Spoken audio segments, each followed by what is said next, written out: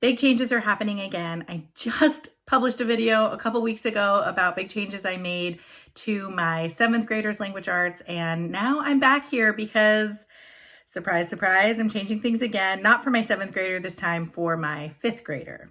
If you're new here, I'm Aileen. This is Homeschool with the Clarks. I am currently homeschooling a 12-year-old, 10-year-old, 8-year-old, and 4-year-old tag along. If you're curious about what I was using with my 5th grader, all of the curriculum that I chose for her at the beginning of this year, I'll make sure to tag the curriculum pics video that I posted at the beginning of the school year.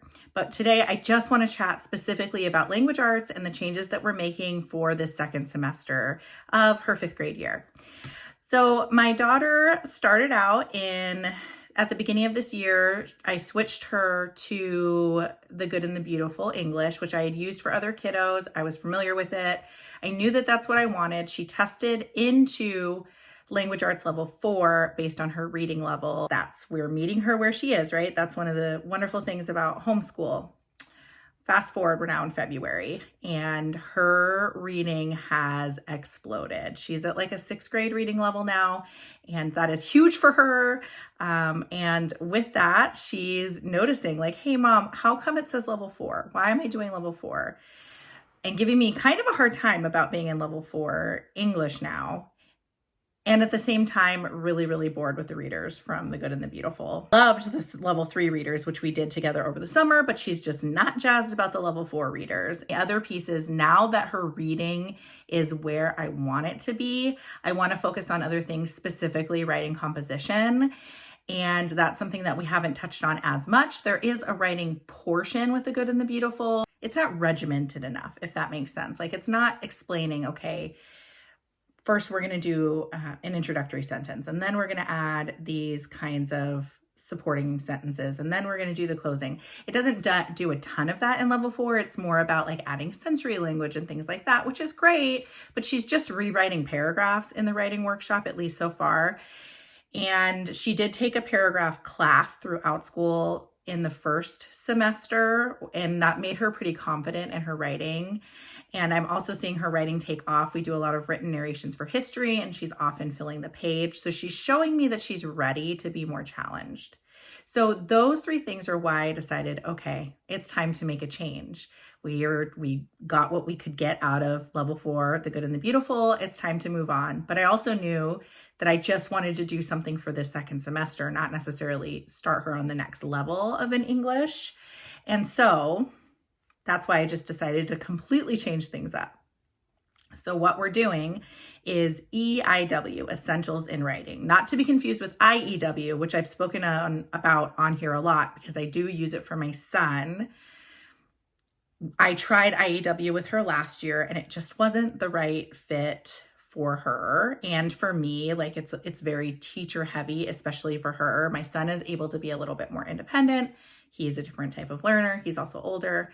So I have been hearing a lot about EIW, and in the past I've shied away from it because the first half of the year is spent on grammar, and then the second half of the year is spent on writing composition, and that kind of turned me off a little bit, just because I would like for my kids to be working on both of those things throughout the whole year versus breaking them up. But then I was watching another creator's video, and they mentioned that some people will swap back and forth and do a section of the grammar and then a section of the writing composition, and a section of the grammar and a section of the writing composition. And that piqued my interest because I had heard really, really great things about EIW, and I love that they have videos, but they're really short. Versus IEW, our first year, we did use the videos and they're very long, and that did not work for my kiddo. And so I was interested in that. So I did go ahead and buy her level 5 of EIW. It still hasn't come. I ordered it like 2 weeks ago from Rainbow Resource. I did order it through our charter school, so it goes to them and then it comes to me. So it's been a little bit of a waiting game, but they did send me an email with access to the video lessons, and in there they give you access to the digital version of the student book. So I was able to print out, I just printed out a few lessons. This is our first week doing it. But I was able to print that out. So I will show that to you. Along with that, I was able to print out a special schedule because I mentioned I didn't want to do a full year right now of 5th grade English. I wanted something that we could just do for the semester. I would really like to focus on writing composition with her. She did get a good amount of grammar from The Good and the Beautiful. What I found was EIW has these other options for breaking up their work. They have an 18-week plan and a 10-week plan. Their full curriculum is 36 weeks long. So their 18-week plan is basically like doubling up on lessons to complete everything in a year. And then their 10-week plan is only the writing composition, and it's compressed into 10 weeks. And so here's what it looks like. You can get this on their website. You can see I crossed some out because we've already done those this week, but it's broken down into 10 weeks. It is 5 days a week.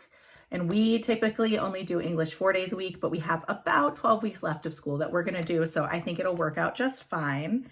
And so this is a good visual for her to be able to cross it out. I did also cross out the extra practice because we're going to skip those for the paragraphs. So this is what the schedule looks like. And then I'm sorry I don't have the book yet. I will probably do a flip through when I get it, but I just wanted to hop on here when I had a quiet moment. All of my kids are occupied. And so I just wanted to hop on here while I had the opportunity and chat and share. And so here is, okay, so we started with lesson 40. That's the first lesson of Unit 2, which is composition. And before you do any of this, you log into their online portal and go to lesson 40 and play the video. And the first couple of videos were like 5 minutes long. The last one we did, which was actually writing the paragraph, was like 11 minutes long, but still not too long. And the teacher on the video is like in front of a writing whiteboard, and he's giving like concrete examples of everything, which I really like. For this kiddo, they really benefit from having it just completely spelled out for them, and also having someone other than their mom giving them direction as well, which is why we did the OutSchool class the first semester to give that direction as well, because she doesn't tend to take it as well from me. I do think as she gets more confident in her writing, she will take more guidance from me, but this is helpful for now. So she watches the video and then she does the worksheets, and the worksheets, it is very wordy. So they do have to read through this, and it's kind of repetitive. It repeats what he talked about on the video. So it talks about brainstorming, just the writing process. So it was brainstorming, organizing, doing your first draft, revising, and final draft. And then on the second page, it was like a fill in the blank. And then you would answer the questions down here. And so it's just kind of getting that repetition in their brain of remembering those key concepts. So for this schedule, for the 10-week schedule, it did actually have us doing lessons 40 and 41 on the same day. So she did that, and then she watched a second video begrudgingly. She didn't love that I had her do that, but I was like, hey kiddo, you wanted 5th grade. This is 5th grade. We're going to do it. And so this one was about the purpose of your writing and your audience. And it really dug into examples of how you would write differently for different audiences. For example, if you were writing to your teacher versus writing to your friend, and how your writing and the words that you use would be different. So I thought that was really cool. And then after that, on lesson 42, it starts talking about creating opening and closing sentences. And it gives like examples, like she would write, and it had the opening sentence and then she would have to write a closing sentence. So I just love, it's so like little chunks of writing guidance, which I so appreciate. And that is what she needs. And I think she's going to really thrive with this program. She's complaining about the video. She thinks they're boring. But also doesn't really like change. So I'll have to wait and see in a couple weeks how she's doing. But the composition that's covered in level 5, so they do go over the writing process, and then they do an expository paragraph, which she just wrote. The next one is a persuasive paragraph, a descriptive paragraph, an expository personal letter, and then it goes over expository writing again, a personal narrative, writing a summary, a compare and contrast, It spends about 2 weeks on a persuasive essay, and then it ends the unit and the level with a research project, which is another about 2 weeks spent on that.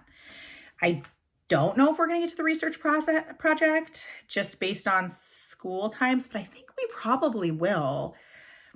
So we'll have to see, but I love that it's just moving through the different types of writing. It's giving her that exposure and practice in the very like detailed little chunks of information that I think is going to really, really help her. Will we use this in 6th grade? I don't know. We're going to have to wait and see how she does with level 5. I'm toying with some other curriculums as well, more like literature-based for 6th grade. So we'll have to wait and see on that. But I'm excited to have her do this for the rest of 5th grade and really just focus on the writing. Now, this is not the only thing that she's doing though.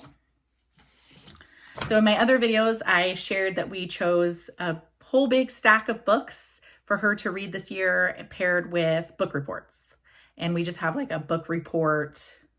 It's like an Evan, oh my gosh, what is the name of the curriculum company? Evan something. Evan Moore. It's an Evan Moore book report book. And she just goes through the book and picks which one she wants to do and fills it out and does a book report for each book. But now that we're not doing The Good and the Beautiful Language Arts, I did want to just add a little bit more. So she's reading the book. This is not the book she's reading, but like with a Yodo card, she listens to the book and reads along. And so the thing that I added in was a novel study. And the novel studies that we're using is Brave Writer Dart. And we have used these before. I've used them for family novels before, but I've never used them for an individual child. I love the idea of Brave Writer. But my brain just doesn't work very well with this type of curriculum where it's very like go with the flow, no worksheets, not super scripted kind of thing. I struggle with that.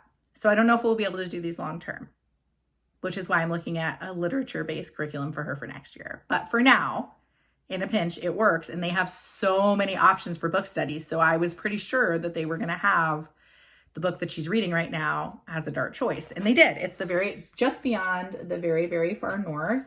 We read The Very, Very Far North a couple years ago as a family. And so she picked this one excitedly because she loves that story. And so this one, it's very simple. It's like they have it broken down how many chapters to read in the week as a suggestion. There's some copy work and dictation and some grammar.